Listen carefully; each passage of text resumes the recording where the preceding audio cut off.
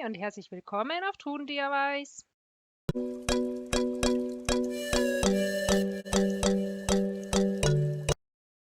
Wir bauen heute ein Haus und richten es auch ein.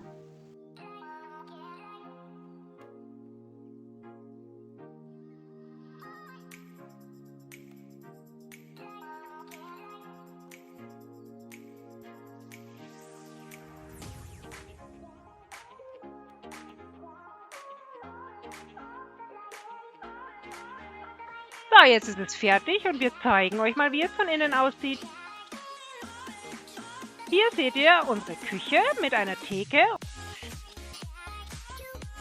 Ja, und das ist unsere Treppe. Und das hier ist unser großes, geräumiges Wohnzimmer. Oh, ist das weich. Und hier seht ihr noch eine coole, stylische Tapete an der Wand. Und dieses Wolfsbild ist auch ganz cool. Das gefällt mir alles mal so richtig gut. Wie ihr seht, ist das hier unser Essbereich. Mit einer Backsteintapete, die wir selber gemalt haben.